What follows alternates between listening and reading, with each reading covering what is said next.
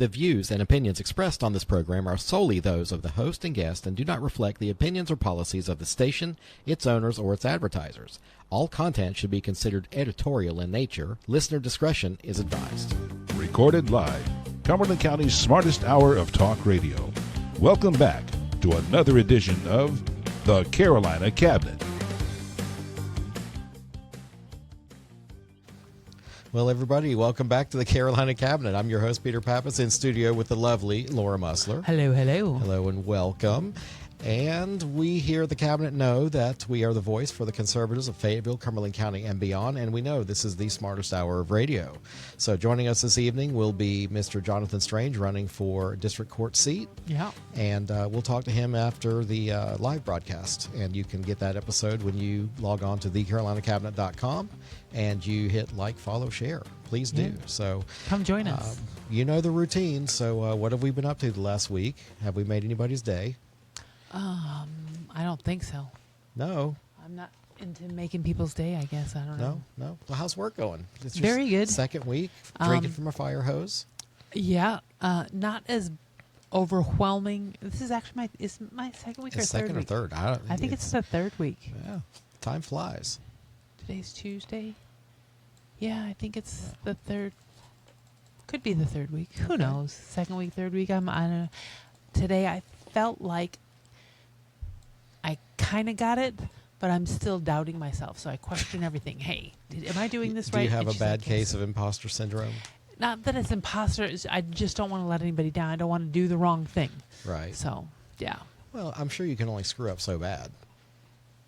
I mean, there's only so far you can go off the center mark. Yeah, well, Yeah. like I have a really good person that's helping me. Her name is Susan, and she's like, no, come ask me anytime. I got to be driving her insane because I'm like, I just want to check. I do this, that, and the other thing. She's like, yes, Laura, that's right. Well, are you writing notes?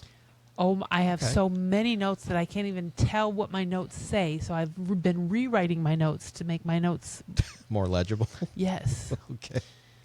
Well, let's see. Last week I attended it's called the RPAC, Realtors Political Action Committee. Okay. We discussed some funding for some local candidates running for office. Most people got a little bit of funding, and some people are big enemies of realtors, and we just decided not to give our money to these people. Did you donate to the Soil and Water people? That race doesn't register on It the should. PAC. Well, it doesn't right Should. now, so maybe that's something we'll have to talk about in the future.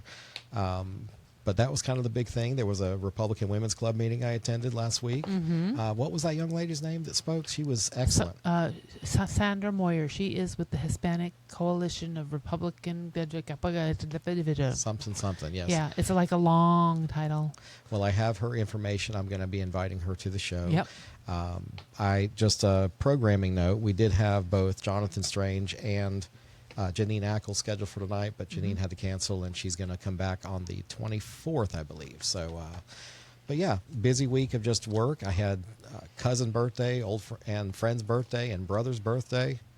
So, yeah, busy, I guess. Yeah. Well, So, I had grandson. Oh no, You I had already. grandson? Well, I'm going to start watching my grandson on Sundays. So okay. I'm excited about that That is for a couple exciting. hours. Yes. Now you only get Saturday and Sunday to goof off, so you're giving up one of your days for the I grandson. sure am. So, But I'll be at the house, so I'll still be able to do my laundry because it's Sunday evening is the night to do laundry and all the things I have to do to get ready. So I'll be at the house, and he's most of the time a really good kid. So okay. you know. Well, it's up to you to train him. yeah, if he's bad, I just hang him by his thumb in the closet, upside down. Okay. Well,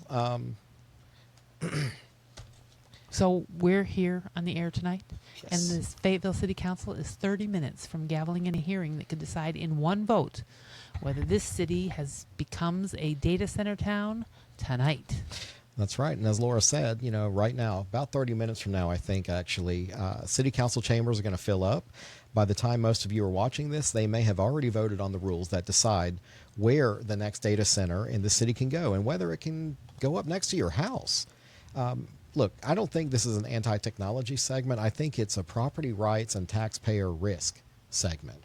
I mean, the city needs development, but can it welcome billions in private investment without asking the people already living here to underwrite the water and sewer that these things are going to need? I mean, is there a way forward? Okay, here's the thing.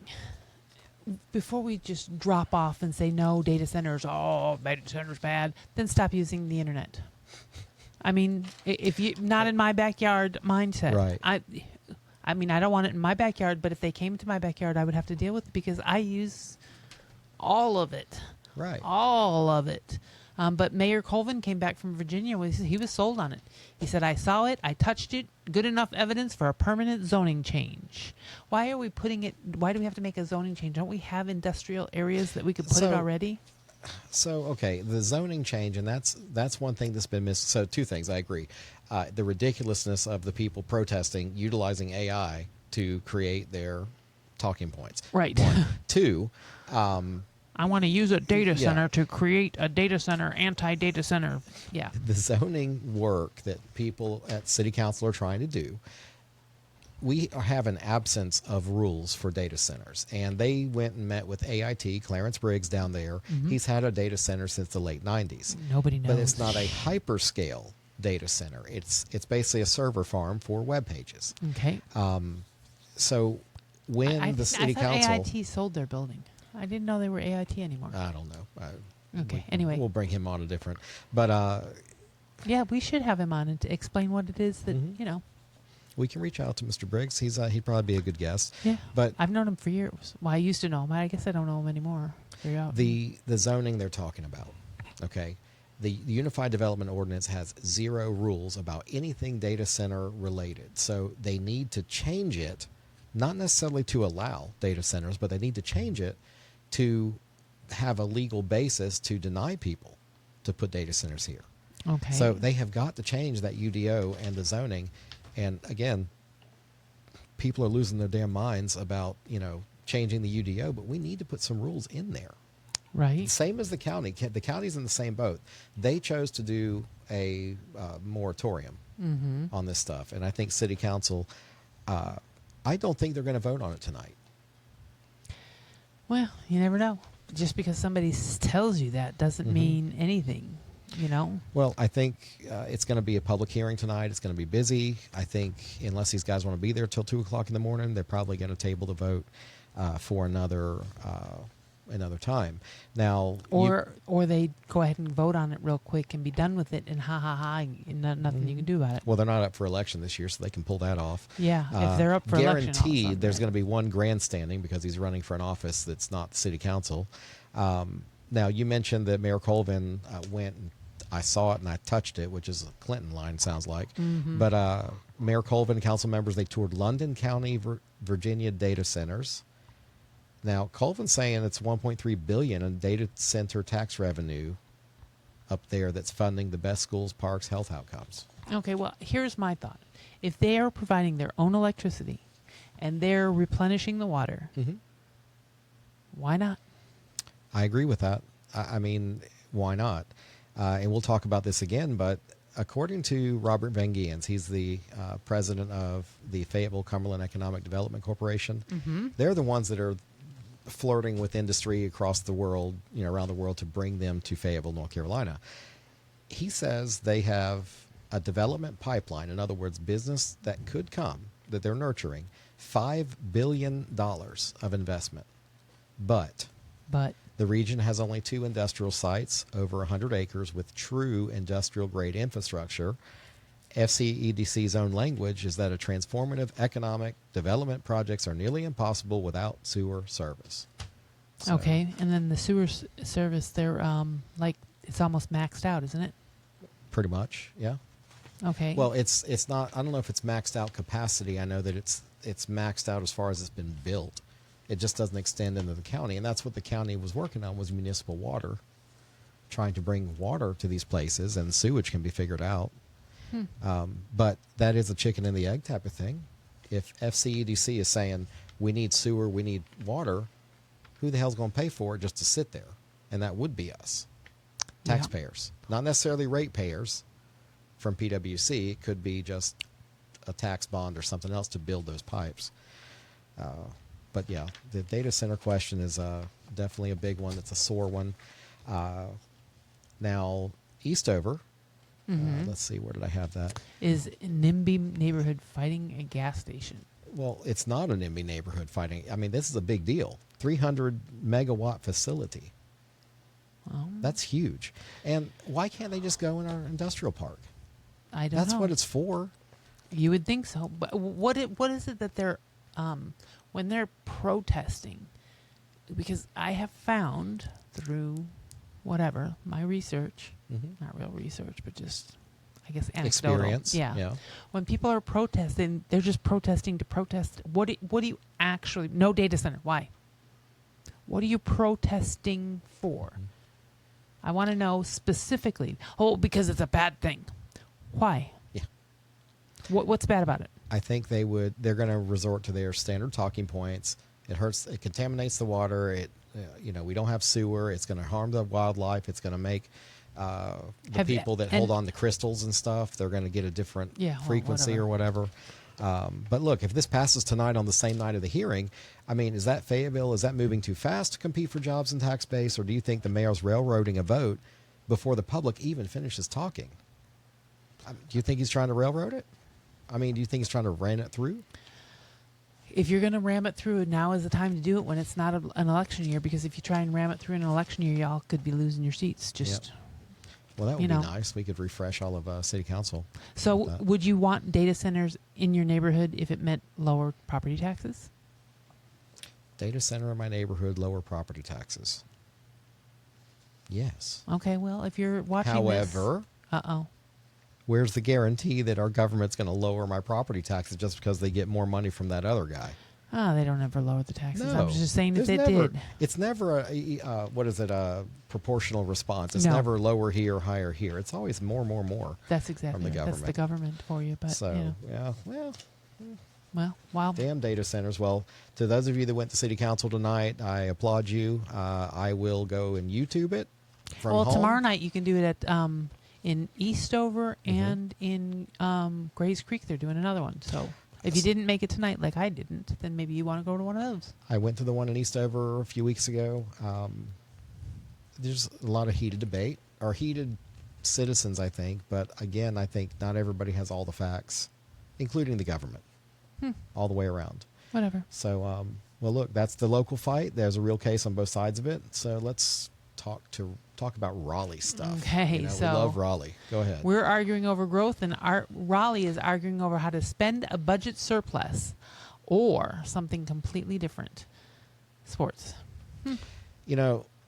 These dicks. They just found $65 million for 2 sporting events in the same week. How did they just find... Wait. How did they just find $65 million? Let's start there. Okay, they must have shaken their couch cushions, and they found $65 million fell out. What they're talking about, what's being discussed is now the House passed the budget, technical correction. So this is after the budget was passed. Bipartisan, 81-29, voted for giving up to $65 million for the Military World Games and in the Charlotte and the PGA's Wyndham Championship in Greensboro. Why? Well, plus hospital and child care funding and restored state. My camera tilted there. Oh. My camera thinks it's smarter than the average bear. Let's see here. Oh, nope. Hi. It likes my water cup. It does. Okay. There we go. Okay. Yeah, there I am. I'm back on screen now. Okay. What? Oh. Don't put your cup there. Oh, manual. There we go. All right. Now it won't do that again. All right. Okay. So anyway. All right. So they found money. They just found money for $65 million for sporting events. But there was hospital and child care funding and restored some state jobs too. Is it supposed to make the boom boom on my rear end feel better with $65 million? Nope. But my hat is off to Marsha Murray. She's a Democrat.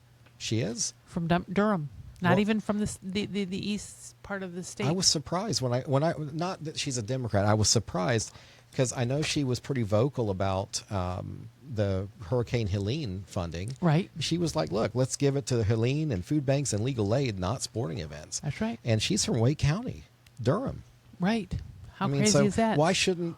I don't know. You'd think that the Western North Carolina guys would be more vocal, but I think Helene recovery is going pretty well. Is it? To How my do you know? knowledge. Didn't they hold up a vote in the Congress when they did the Defense Authorization Act? I think a lot of that was Helene. They finally got it through. I don't know.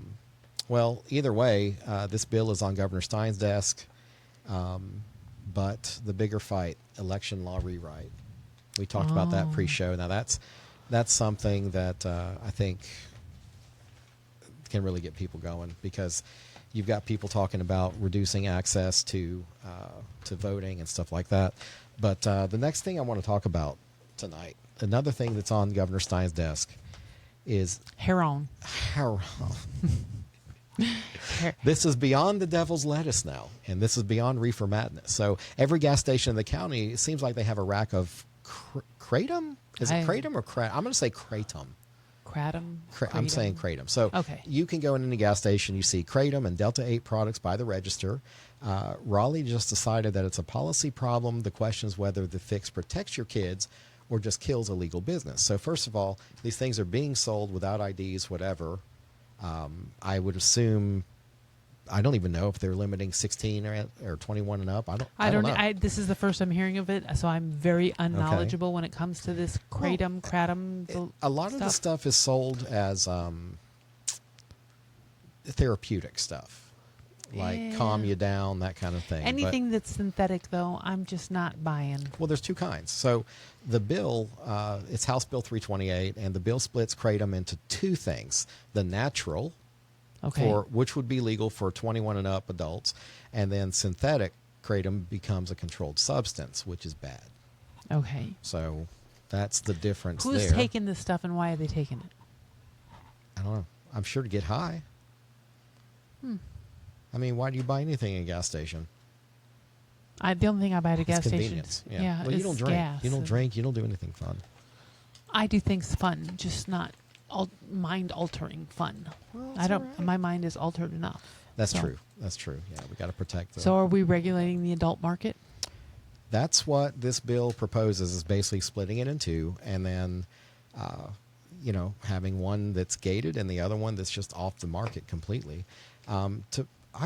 Somebody told me that when you heat this crap up, that it becomes really potent, really lethal, and that it's really lethal to kids. Wow. Well, there's something going on in the world today where people are losing their mind, and maybe it's kratom. I don't know. Mm-hmm. Whatever. Mm-hmm. Yeah. Well, definitely, and that brings us to. I'd love to hear people's stories about kratom, because I've never heard of it, don't know what it is, don't know anything about it. Yeah. Huh. Let's see here. But Cumberland County had a hard week this week. We really did. So let's see. I got 1, 2, 3, 4, 5. This week. This week alone, from the top, we have on Jacqueline Road, a 17-year-old was charged with a murder in a fatal shooting. Number 2, North Sumac Circle, which is over there, Lafayette Village. A fatal shooting with a stabbing left multiple victims, 1 dead. So that's 2. Marquette Street, Woodbridge, don't know where that's at. A deadly shooting north of Fayetteville. A suspect has been detained. So there's 3. Newark Avenue, 1 man killed, a juvenile injured, and a shooting near State Avenue. 4. A homeless encampment shooting. A woman was killed. A man has been charged with murder. I think the heat's just killing people. Is it the heat or is it the kratom? Make them go crazy.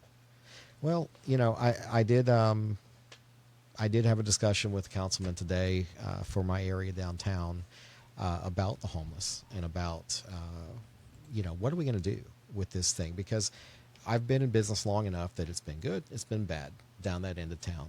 Now we have the Day Resource Center over there that's like a hub. The county was supposed to build a homeless shelter on B Street, which is off of Person Street. They've now decided they're going to build one, but not there, even though Fayetteville Tech and the school already gave them the land. I was going to say, did we do a groundbreaking there about we sure did. 2 years ago? We also did a groundbreaking at the Crown Event Center, but now we just decided so we to just steal parking. Broke the ground and then we just sat there? We certainly did.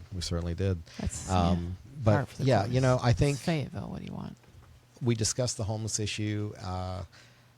My take always with homeless was that it is an economic issue. People need a hand up, but not a handout. We are, for better or worse, a Judeo-Christian based society here. We don't want to see somebody suffer. We don't want to see somebody starve or be down. We No, want I love to, it. I love seeing people suffer. I I'm love just seeing joking. people poop in the street in front of Yes. me. You know, I've actually seen that. Been eating at yeah. Antonella's and somebody. Yeah. I'm like, oh Just my drop god. trowel Yeah. and went. Yeah. Well, look, those are sad, sad things, and we never want to be in that position. So we always want to give a man a loaf of bread. We want to. No, I don't want to give a you man know. a loaf of bread. I want to teach a man how to make his own loaf of bread, because if I give him a loaf of bread, he'll be back tomorrow looking for another loaf. I know, but let's get him fed and off the street, and then we can teach him. There's a plenty skill. of, okay, hold on just a second. Anybody that is feeding the homeless, you're wasting your time. You're doing nothing. You're doing absolutely nothing, because there's 1,001 places downtown that they can eat at. Well, Eat what they're at, doing that's is getting bad Instagram English. likes. That's what they're doing. Okay, whatever. And they're running for office, so they're, you know. Okay, don't Yeah. give them food. They don't need the food. What they need are socks. Yep. They need warm clothes in the summer. I mean, in the winter. Mm-hmm. They need skills. You know what? Instead of giving somebody a sandwich or whatever for your Facebook likes, take them in and be like, let me teach you a skill. Mm-hmm. One person, just one. Look, it's a so look, how many people do you think, you know, actually are on the street that are trying to actively get out of being homeless? Not very many. I think that's the smallest percentage of people that we see living out there. And that sounds pretty cold, though. Well, it is cold, but I mean, It's true. who are the most housing insecure? The working poor, the people that are paycheck to paycheck, living in their car because they lost their apartment. Right. And they can't afford an apartment at $1,400 a month, which is what a 1 or 2 bedroom costs in Fayetteville now. Actually, $975. I just put 3 up for rent. Okay. Well, I got some for $850, but Okay. you know, it's So you just- can. There is. there affordable. are, but they stay full for a reason. Yeah, I just you put know. 6 on the market and 3 were done in a week. I did a Right. showing. I had over 100 people apply. Well, there's the demand, and there's not enough supply of Yeah. those lower income houses. But And then people are mad at me. They're like, I didn't get a chance to show. I mean, look, first come, first serve, bro. That's exactly right. I've got people with 670 credit scores. You think I'm going to wait around for you with your 500 credit score? No. No. Not happening. But anyway, my thing about homeless, it's an economic issue, mental health, drugs, and then you do have a percentage that are just like, I'm off the grid. Yep. Leave me alone. They're a little loony, but still, they are content living where they're at. Right. So you're not going to fix everybody. Well, you know what? One bill passed unanimously. Oh, it did? Yep. We had some agreement in the NC House, huh? The other passed on a straight party line. The governor says he's reaching for the veto pen. Of course he is. Gotta love Governor Stein. So look, you're going to ask 10 people in this county what these bills do regarding elections, and 9 of them are going to repeat what the Democrat or Republican Party told them to say.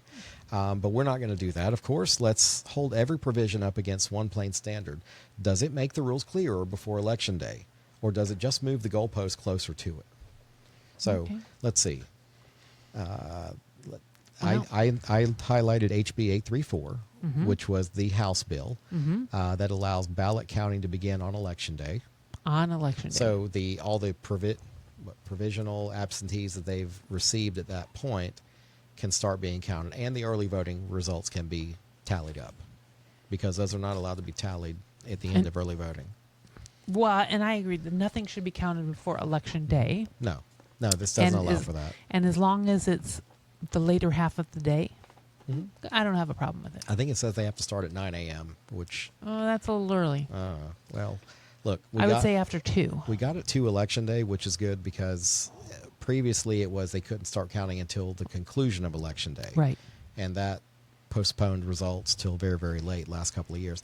What about the ballot curing deadline? So how long it takes for them to fix a screwed up ballot? Okay, well, it went from 3 days to 5 business days. So it was that 3 business days before. and now it's 5 business days, which actually means 7 days, because you're voting on Tuesday.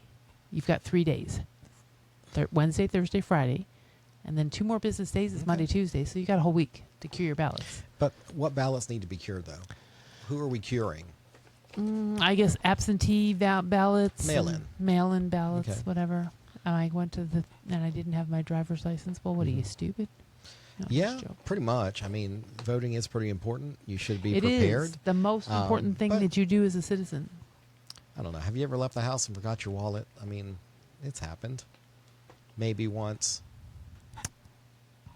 Yeah. No, I thought I was All wrong right, once. Miss but I was Perfect, whatever. No, I'm not gonna I ask you just anymore. a woman doesn't forget her wallet or whatever because she carries a Or purse. her mom purse, yeah, Yes. absolutely. Let's see. The House split a single elections bill into two after the Senate changed it. So that's where we got HB 958 that did pass along a straight party line. Yes. And they both cleared the House August 5th, which was only 5 days ago, and now sit on Governor Stein's desk. And he now- says he's going to veto this one. Well, yeah, because I think that he's focusing on this right here. HB 958 cuts primary early voting from 17 to 10 days. Needs to be cut more. Absolutely. General elections aren't affected, though. So basically, the early voting period, which is way too long, it's 17 days, Agreed. has been cut down to 10, but only for the primaries. I think it needs to be no more than 5. I think it needs to be 1 day, voting day. But if you're going to, I would say 5 days. 5 days is fine. 5 Well, days. Tuesday through Saturday, done. No. Election, well, that's, No. is that not The fine? election day is Wednesday. I mean, election day is Tuesday, so it would Yeah. start on Thursday before. Okay. Thursday, Friday, Saturday, Oh, yeah. Sunday, Never mind. My bad. The other way. or yeah. Sunday off, Monday, Tuesday. You get a weekend, and then the final day, that's it. Right, that's it. Yeah, that's fine. Look, the other thing that's going to stop is going into early voting and changing your party affiliation. I love that. So it doesn't give us closed primaries, but it tightens the rope a little bit on people screwing around with our primaries. Yep. People that just switch parties just to. Yep, you have to be a upset the registered numbers. person for 365 days before Yep. seeking the nomination. I like that. How's that going to work for some crossover candidates if they miss the 1 year deadline? I wonder if that applies to the office registrations too. Mm-hmm. So, do you think it's really about election integrity, or do you think this is our Republicans pushing a Republican agenda? I think anything that tightens up restrictions on voting is about election integrity because we are out of control. Anybody can say who they are and come in and vote. Well, now we have ID. Good. Okay. We got 10 years to vote for one election. No, I don't think so. Now it's 10 days or whatever. A little better, not as good as it could be. Yeah. The more days that you have, the more opportunities there are to cheat. Mm-hmm. So, I don't disagree with that. And I just, from a perspective of somebody who's run and been involved with elections, that's a long time. 17 and like I days. said, 5 days is enough. I can promise you there are very few Americans that can't get to the polls on, let's say, Thursday, Friday, Saturday, Sunday off, Monday or Tuesday. Mm-hmm. You have 5 full days, and we can do it from 6 in the morning to 6 at night or whatever. Well, and it's not like it's a surprise. We have an election every November. Every November. No matter whether it's federal, municipal. Oh, we have them in March, too, for the primary. Well, for the and then we primaries, have- yeah. So there's like There's a 2 little bit elections a every- year. A primary? And, well, there is Every year. always a primary, though. If it's municipal, if it's only a couple of them running, they don't have a primary. Right, but 98% of the time, there's an election, a primary, and an election every single Pretty year. routine, Americans. You need Every to get out single there and year. vote. You need to act like you're an American citizen and get out there. Yeah. So, Why not? The illegals are doing it. You should do it too. 3 more stories, and we're going to go to our segment with Mr. Jonathan Strange. Yeah, buddy. Fayetteville City Council again. They did change some zoning changes. So they made narrower minimum lot widths. So I guess you can Say build that houses 3 times faster. No, you can build smaller houses, or No, you can build on your smaller house lots closer to close to the property line. Property There you line. go. Through lot definition, I don't know what the heck that means. 2 historic district to protect 78 plus Black history parcels. It's a new Fayetteville Black Historic District, plus Oak Grove's expansion. Those were all unanimous votes. So I don't know if you've seen the outcry of like Black neighborhoods disappearing and stuff like that, but it's like, would you want to live there now? That's what I want comment. to ask these guys. I mean, not you or me, but it's the people that are complaining that we've eradicated Black neighborhoods. It's like, well, First of all, people got educated. Yes, they came from humble beginnings, but that's the whole point, is to... in Fayetteville, North Carolina, we are not going to get rid of Black neighborhoods. And first of all, why are we having Black neighborhoods? What exactly is a Black neighborhood? Where predominantly Black people live? Mm-hmm. Okay, it's not a Black neighborhood. It's just where Black It's people just live. where people live. That's exactly right. Yeah. It doesn't matter what color they are. There's white people there too. So stop with the color. I've always said Fayetteville is like integration mission accomplished. Right. Because I feel like you can't, there isn't like a sector of town that's exclusively one way or the other. That's exactly right. We certainly are a melting pot, especially of race, but also we have different religions. We have, how many languages spoken in the Cumberland County schools? It's like over 80, 90, I think, native languages spoken. What exactly is a Black history parcel? Well, isn't it just a history parcel? it's traditionally Black owned, I guess. So let's think back far enough why this even would be delineated. If you go back to Reconstruction and those times, I'm sure there was like the designated area where blacks were to live. Yeah, because on of the plantations, because the white and- man owned everything. Right. We're well past that. But absolutely. But I think that's where even the connotation of these things come from. I think it goes way, way back. Somebody's reading their history, but misapplying it to the current day. I was going to say, can we just get away from the whole black or white or whatever? Can we just be like, it's a history parcel? Can't we all just get along? Ah, okay, as it Rodney gets King. dragged out? No, that wasn't Rodney King. That Who was was that? the truck driver that got dragged out and had the crap beat out of him. Reginald Denny. Oh, yeah, something like that. Something like that. Yeah, anyway. Well, Governor Cooper is leading Whatley by 9 to 18 points in the U.S. Senate race of North Carolina. There are 4 separate polls that have been taken. So Cooper's winning. I guess it depends who you ask. So one of the polls from Fox News, another one's from Healthier United, another from Carolina Journal, and another from Public Policy Polling. Trump's favorability in North Carolina is still underwater. 40% favorable, 58% unfavorable. So he's still your president. Mm-hmm. Yeah, I whether don't you like care it or if you not. like it or not. That's And right. just circling back to what I said earlier. Maybe we can go socialist. Yeah. Yeah, DSA. Yeah, Yeah. all the way. I didn't know what that meant until last week. Really? Yeah. Well, You have not been paying attention, or what? They're saying that AOC is leading in the Democrats for the presidential nomination. Did you know that? Oh, that would be hilarious to see her run. She's got like 22%. I hope they run her. Yeah. Can I donate to that? I'd like to encourage her to run. I'd Just love to see. saying. Could you see her up against Marco Rubio or J.D. Vance? Yes, I can, and that's going to be very Oh, it's funny. going to be entertaining as hell. But she's really good on camera. She really does a great job at marketing. Yeah. So she could fool some people with her She's jibber not the jabber. only one in Capitol Hill that knows how to market, so Right. I wouldn't be too worried. Now, Okay. the last thing I want to remind everybody, I did mention that the thing about the sewer and water capacity, that is Robert Van Geen's, the president of FCEDC, saying that he's working on $5 billion in pipeline, but he needs the water, he needs the sewer. Gotta love the So- man that lays the pipe. If we are going to get ourselves out of a tier 1 status for the schools, we're going to have to do something to raise tax revenue. As much as I can't believe I just said that. Taxation is theft. They don't deserve our money. However, that's the way our system works, and we have to pay to play. And we can definitely use some industrial bases here to help us move that along. So with that, we appreciate you joining our live this evening. We're going to take a little break, and we're going to come back to our recorded segment with Mr. Jonathan Strange, running for District Court of Cumberland County. And please do go to the CarolinaCabinet.com. You can like and follow. And for the first time tonight, I am simulcasting on YouTube as well. So we're live. Yeah. YouTube and Facebook. So y'all have a good evening. And please don't forget to subscribe and follow us. And you can see the full show later on this week, maybe by Thursday. Cool. Good evening. And welcome back to the Carolina Cabinet. I'm your host, Peter Pappas, in studio with the lovely Laura Mussler Hello, hello. and Jonathan the Strange. likable Jonathan Strange. Aw. I said you weren't lovely last time or something, but you know, You can call me lovely. I'll call That's you fine. lovely. I'll call you lovely. He has a lovely wife. he does. He really does, and she's very formidable. We don't want to be on her wrong side. Okay. I do have a lovely wife. He does. So look, district court is not making headlines. I mean, it normally doesn't, which is probably good, but it's where most people's actual experience with the justice system will happen.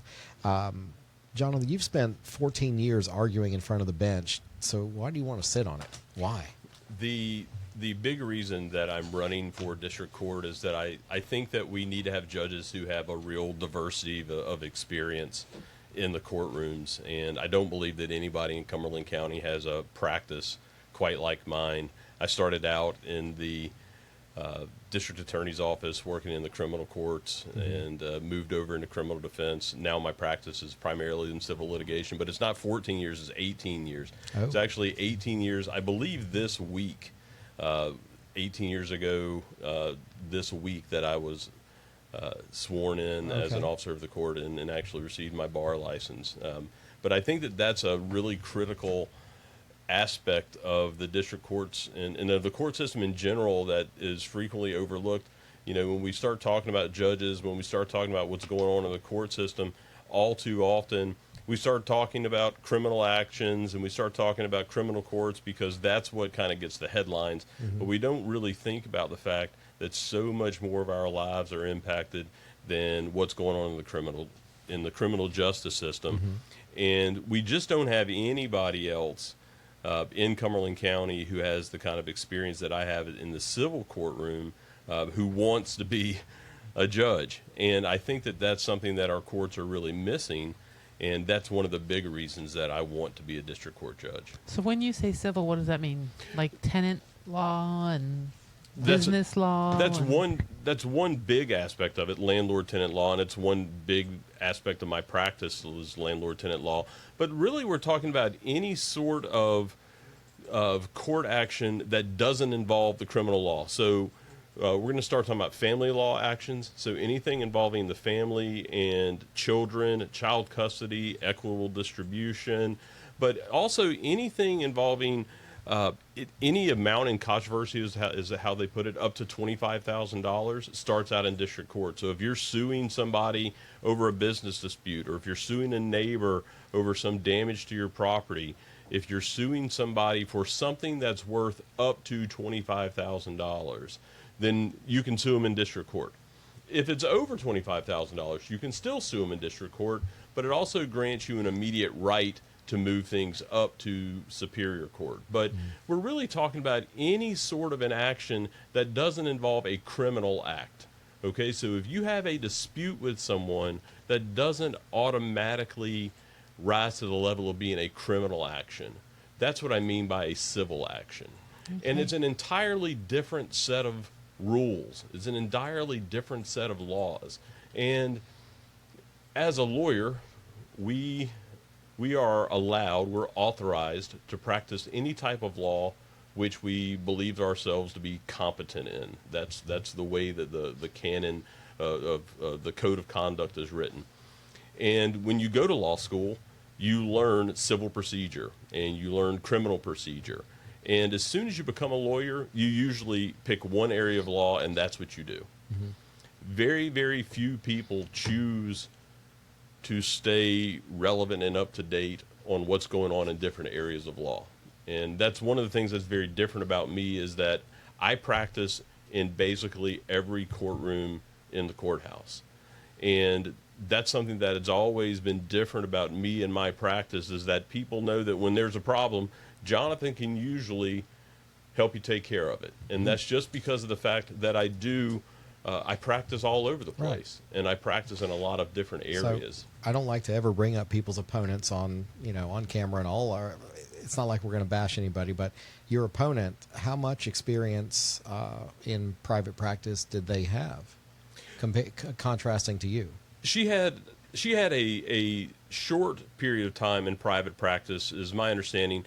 But most of her practice is in the district attorney's office, and almost exclusively in the district attorney's office, her practice is in juvenile. And that's really what my opponent is known for, is being a juvenile law practitioner, which is a... You're not calling her a juvenile. I'm not calling her a juvenile, not at all. Her practice. Not at all. Practice, her practice. But is very juvenile. And that is a very particular subset of criminal law. So you have the criminal law, and then within the criminal justice system, there's also the juvenile justice system.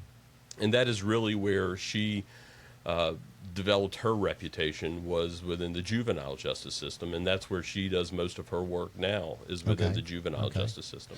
So, but definitely not the breadth of experience that you have in your 18 years of private practice. I certainly don't think so, and I think that that's been one of my biggest complaints about her as a judge is when you see her in other courtrooms, you can see her deficiencies as a judge, in particular in the civil courtrooms. But that's not just particular to her. Why are there deficiencies? Is it because you said different courts? Does that mean there's different types of cases being brought in those different courtrooms? Yeah, each courtroom on a particular day will have a particular area of law for the most part that's being addressed. Okay. And so we have the district courts as a whole that are going to be addressing all these different matters at different times. Criminal court occurs every day. Sure. Because we have plenty of criminal filings. Go figure. You know, that's going to be always going on. Go family law matters are going to be going on almost every day. In Cumberland County, and I'm sure in almost every county, we have a courtroom that's dedicated to domestic-related cases. It's a domestic violence courtroom where there are domestic violence cases and then domestic violence-related civil cases. Okay. And then we have 1 week a month, we have a courtroom that is dedicated to civil district court. And that is all these matters involving landlord-tenant disputes, involving... I thought the magistrate handled that. Magistrates handle them first, but every person who has a matter that starts in small claims has an automatic right to appeal any decision of a magistrate within 10 days, and it goes immediately to district court for what's called a trial de novo or a new trial. So if you just disagree with the magistrate, it goes straight to district court. Okay. And the problem is that a lot of times in district court, the judges in district court don't really know the law much better than the magistrates did that you just came up from. And that's because they don't have any experience in district court. My opponent really doesn't have any experience in civil district court. And that's been one of my frustrations with her as a judge in that courtroom is her lack of knowledge and understanding of the civil district courtroom, of its procedures, of its jurisdictional limits, and just a fundamental understanding of how that court system works. And that's harmful to our community. That's harmful to people who are seeking recourse within that courtroom. That's harmful. So what can happen to me? I go to a court and the judge doesn't know what they're doing. What recourse do I have? Well, your recourse is to either accept a court that doesn't know what it's doing, or to file a very, very costly appeal to the North Carolina Court of Appeals, to have the Court of Appeals say, well, that judge didn't know what it's doing. The problem is that going the route of going through the Court of Appeals, especially when you're dealing with a matter that's coming out of civil district court, can oftentimes cost much, much more than the lawsuit that you filed in the first place. So let's just kind of play that out for a minute. You know, you file a small claim. Let's just say a small claim that was worth $2,000 or $3,000. You bought a used car from somebody, and it turned out that they didn't have the title, and they couldn't have sold you that car to begin with, and so now you want the money back, and you know, you file it in small claims saying, hey, I just want my money back. They can have the car back. And the magistrate says, yep, I agree with you. They breached the contract. They didn't sell you the car correctly. And then that person appeals, and now it's in district court. And it goes before a district court judge who just doesn't understand that law, right? And a judge renders a decision against you, and they say, well, you know what? If you don't like my decision, you can go to the Court of Appeals. Well, now you're talking about a decision that could take a couple of years. If you go with hiring a lawyer, or even if you try to figure that out on your own, you're talking about maybe spending $20,000, $30,000 on a lawyer to try to figure out a case that is only worth $2,000 or $3,000. And if you're thinking to yourself, oh well, I'll get that money back that I spent on a lawyer, you're never going to see that money again. And so what happens is that in frustration, you just say, well, I've lost that money.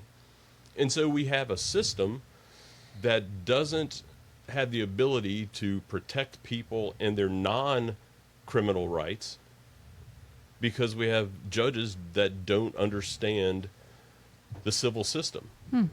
And what oftentimes I see happening in that is you have people who decide to take the law into their own hands.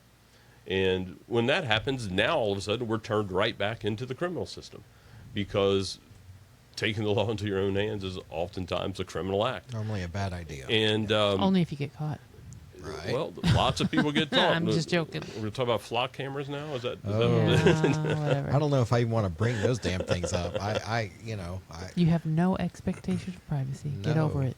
Although I did ask a former councilman who is an attorney, look, just out of curiosity, sincerely, I was like, hey, are there any cases that say it is an invasion of our privacy? And instead of just answering, I don't work for you, and I'm like, dude, I ask a question. Is there anything that's been decided about these flock cameras? I hate to bring that up, but I don't think it's an invasion of privacy. no, You're in public. exactly. But we haven't seen. You have no reasonable expectation of privacy. Right. I mean, Well, people forget. we're They going to go become a police state. You but go to Baldino's, you go to Burger King, whatever, you're under surveillance. There's cameras in there. And even if you're not absolutely. under surveillance, somebody's going to pull out their phone if you act a fool anyway. Yeah. There was a lady in McDonald's this past weekend that she was in the local McDonald's, and she had a Ring camera, and she was taking pictures of people, and she said she was with the FBI. saw that. Obviously, Looney Tunes. I have a video But of people acting a lost fool. their mind over it. It's like, just let crazy be crazy. She'll go. I took a video in. I don't usually get involved, but I was on my way to the movies, and I took a video of World Star in Food Line. Oh yeah. Okay. All right. I did see well, just since we're on Facebook, crap. I saw. Did you see the McDonald's wedding? Did you see No. that yet? Yeah, somebody legit had a wedding in McDonald's. Anyway, so, Jonathan, it sounds like you need to be quite the Swiss Army knife. You need to have lots of solutions and lots of experience under your belt to be a good judge. I've said in the past, just because lawyer does not equal good judge.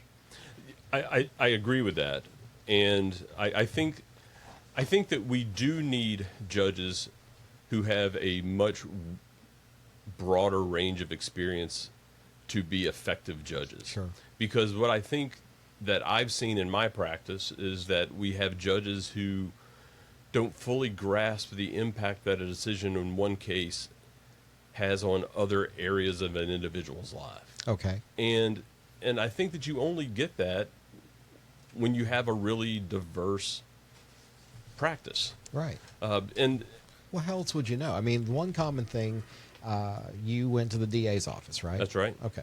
And to me, that's always kind of like the crucible for newly minted attorneys is go work for the DA. yeah, I think if you can get into the district attorney's office or into the public defender's office as a new attorney, there's no better place to start.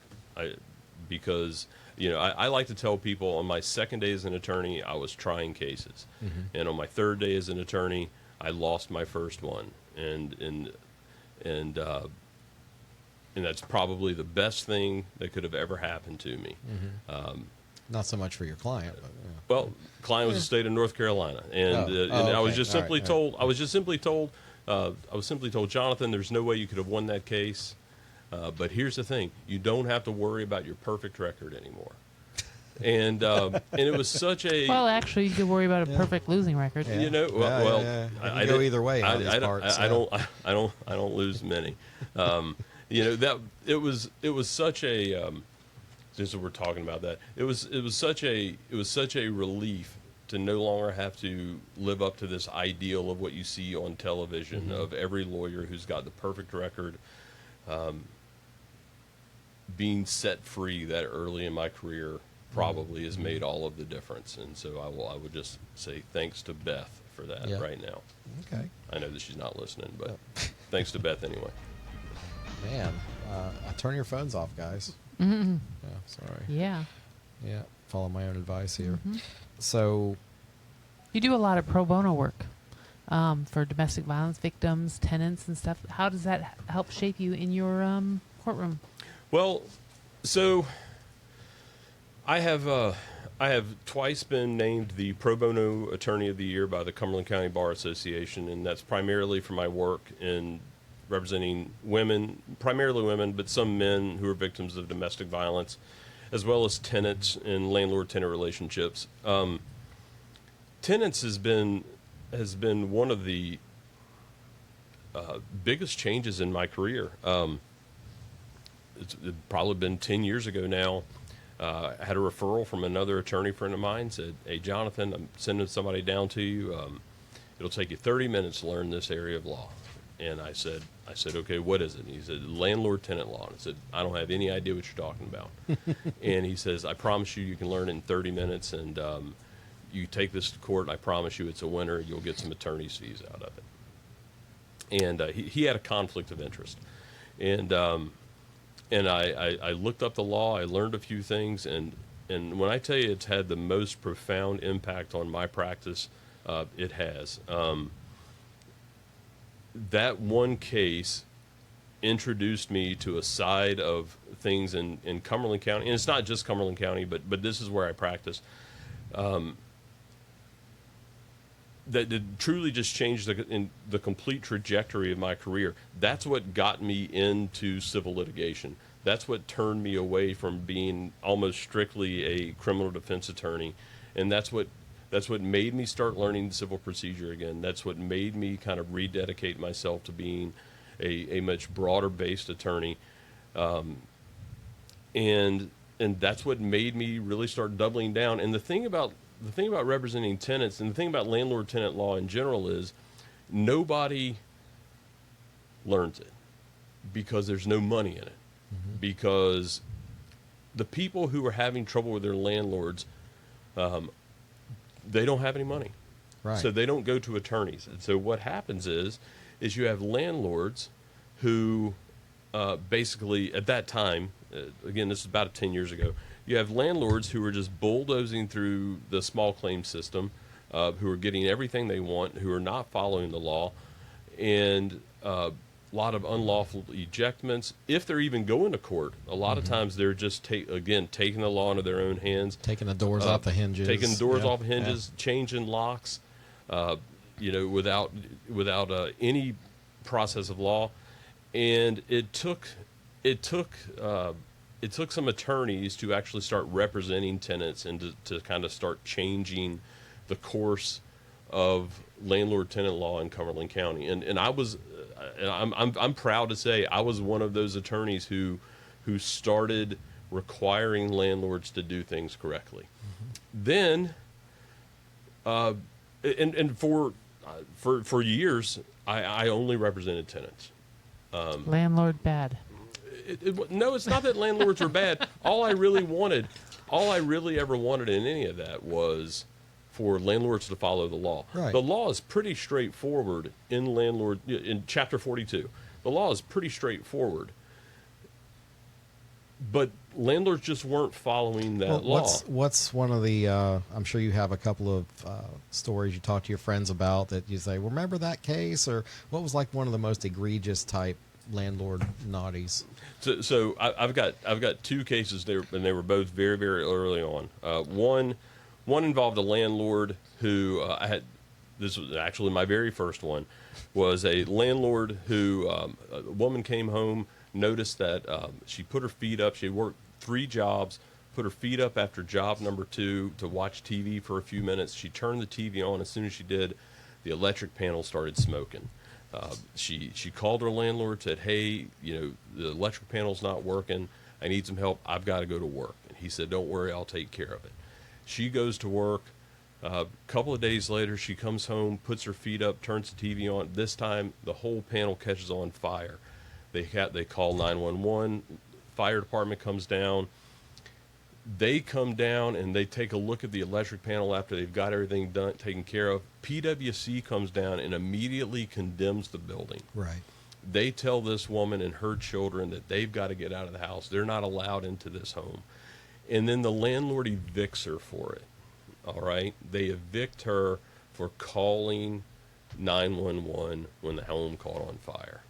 And what happened was, instead of calling a qualified electrician to come and figure out what was going on with the electrical system, this guy had tied 2 circuits into one breaker. And so he had created an absolute death trap for this woman and her 4 children. All right? So instead of spending just a little bit of money on getting an electrician to make it right, He just decided to save a buck, and he could have killed these people. And that was my very first landlord-tenant case. She came to me with no money, and in 30 minutes I learned the law, and I made $200. And then the landlord appealed it to district court, and I went through the appeal, and we ended up settling the case, and I got no money out of it, and that was okay because I learned a new area of law, and I got exposed to something that I knew nothing about. Right. And that's when I started. Down this path. The second one, very similar situation, single mom. She had 3 kids. The landlord waited for her to go to her job to pull her children out of the house while she was at work and to change the locks. So that when she got home from work, her children, 3, 8, and 11, were on the front porch in the dark. Had been locked out of the house. Nice. Solid. And and that's how she was evicted from her house, simply because of the fact that that she had called code enforcement because the plumbing, the sewage in the home was backing up through the kitchen sink. Yeah. And so the Well, landlord, he needed to lock her out of there for her safety, it sounds like. That's what it was. That's really completely what it is. a safety so issue. Please tell me, were these landlords, if you can recall, were they single unit owners, or did they have like multiple properties Multiple. that they should have known better is what I'm getting at. Yeah, these are folks who have multiple properties and are just dragging tenants around town. Right.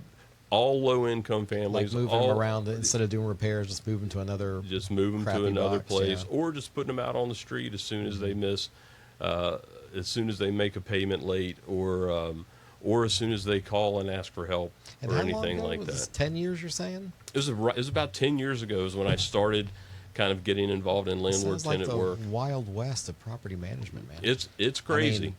I've been 24, almost 25 years licensed, and I mean, I remember in my licensing classes there was the example of you can't take the door off the hinges and garbage like that, but Well, it still happens. That's if you're a licensed property manager, Yeah. but you don't have to be a licensed property manager If to you're- own houses and Not to rent your manage own your own, stuff. yeah, That's for right. sure. Yeah, well, I when I was on Human Relations Commission, we had some of the fair housing stuff come through, so that it's unfortunate how some of this stuff still does happen, but they're already down on their luck. If they're missing they got burned out. They don't pay their rent. They don't have money for a Jonathan. They certainly don't but have. wait a minute. Hold on just a second, because there's people that live in these buildings and they say they don't have their rent money, but you go over there and their nails are done and their hair's done.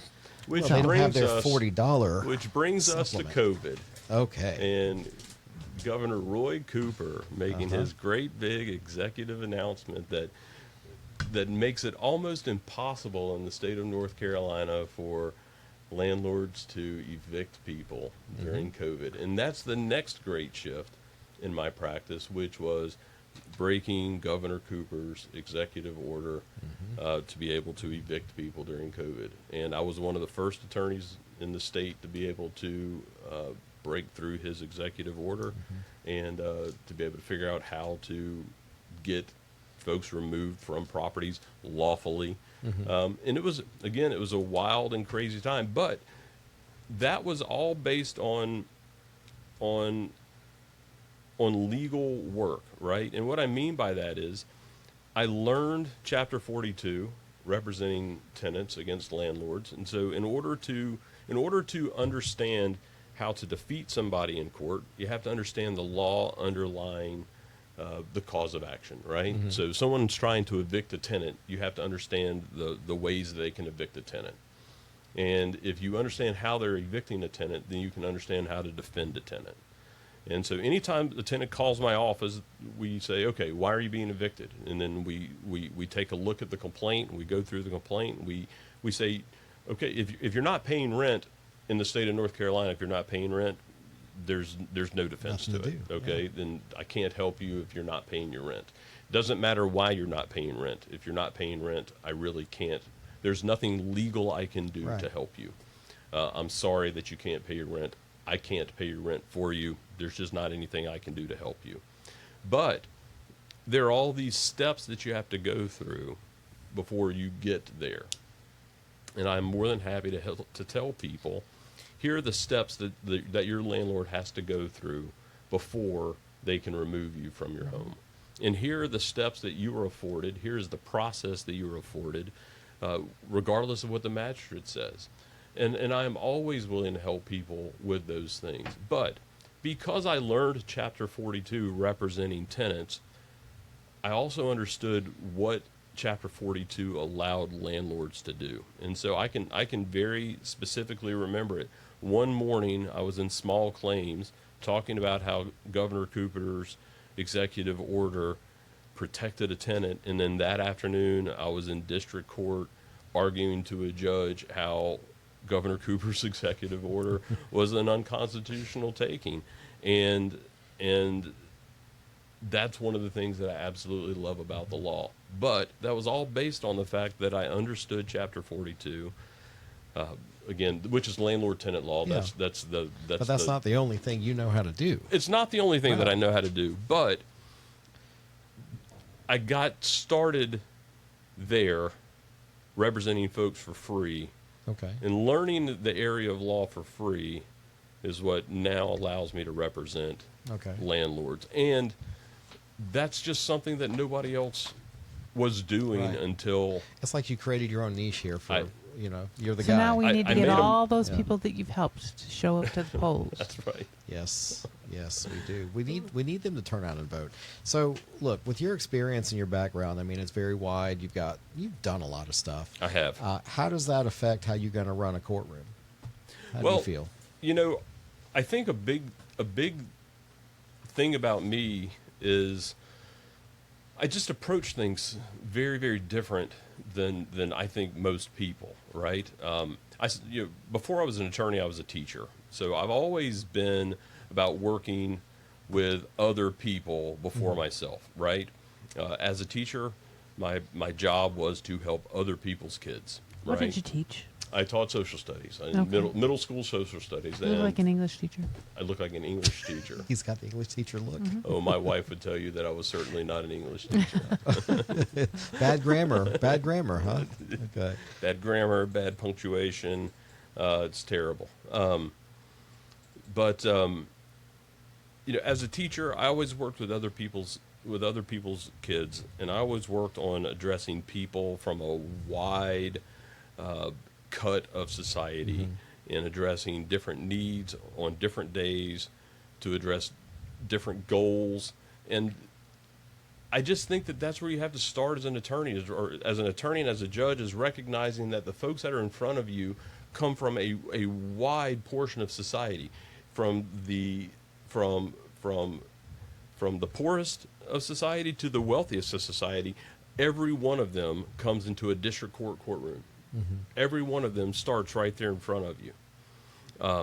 I have been amongst the poorest of society. I'm certainly not of the wealthiest of society, but I have a comfortable life, and I am a blessed man, and I don't pretend to not be. But I also understand what it is like to not know what tomorrow holds. And I think that my life experiences, my practice experiences, make me really uniquely qualified to be a judge. I've been a victim of violent crime. My younger brother and I were kidnapped when I was 18. Joel was 16. We were held at gunpoint for 3.5 hours over some guy who wanted to steal the radio out of my car. I understand what it's like to be a person who is counting on the state to represent them in their best interest. And I also understand what it's like to represent somebody who's accused of taking someone else's rights. And I just don't see that diversity of experience in our district court bench. I don't see it in our superior court bench. I just think that I'm unique in that. And maybe I'm not. Maybe there are other people who just aren't telling that story. But I'm not afraid to tell that story, because I believe that's what makes me who I am.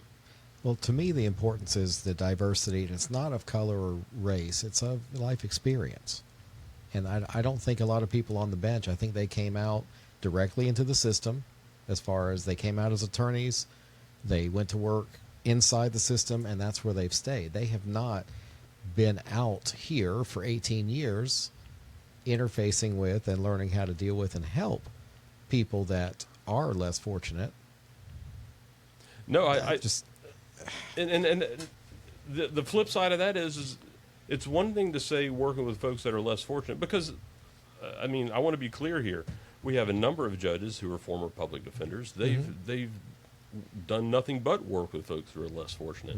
But to be able to turn around and say, okay, I conducted pro bono work so extensively that I've been recognized twice. It was twice consecutively for my pro bono work. But I've done that by running a successful firm, right? Right. So I've done that while running a practice. I've done that while running a business. So I also understand the aspects of society and the aspects of our world that say we have an economy that requires that businesses run and that businesses operate, and that not everything in this world has to be fed through the poor, right? That everything is free and that everybody gets a get out of jail free card. I think that's the cost we pay of living in a good society. I think, Absolutely. we hold people accountable and all, but I really, everybody, you hear diversity and people go straight to race, but it's having that background of being in different situations and meeting other people. I think it's very important to be a good jurist, because again, good lawyer does not good judge make, always. So, Laura? Yeah. What else you got? I answered all my questions. Okay, all right. Well, he's a regular guest. I think we were here a few months ago. A couple of months ago, yeah. And your wife is definitely a regular commentator on. Just tell her I'm working on that audio for the live. I know it's driving me crazy too. All right. But Jonathan, where do we go to find out about your campaign, your website, that kind of stuff? Go ahead and tell us now, and we'll get it on the screen. Website for the campaign is strangeforjudge.com, and we've got a Facebook page, Jonathan C. Strange for Cumberland County, and that's where you can keep up with the campaign. Okay. And quick hit, favorite legal or crime procedural show? Oh. What's your favorite these days? What a tough question. See, I think you may have asked me this last time, and I'm not a huge fan of crime dramas. No? And you get enough of it at work. That's right. That's right. But I'm just going to have to say To Kill a Mockingbird. Okay. I'll just a little Atticus Finch, and that's that Norman Rockwell ideal. That's right. That's right. What a courtroom should be. That's but cool. I'll call it Atticus Finch Okay. and To Kill a Mockingbird. Excellent. All right. Well, that's about it for the cabinet. Thank you, Laura, for being here. Thank you, Jonathan, for joining us. Thanks, Peter, and thanks, Laura. I appreciate y'all for having me. Everybody, please do go to thecarolinacabinet.com, and you can like and follow and share and all that good stuff. And we hope to see you next Monday. We have 2 guests coming next Monday. We have Roxy Pone and Tom Hatch running for Cumberland County Board of Education. So should be an interesting educational evening. Yeah. All right. With that, y'all have a good night. Good seeing you.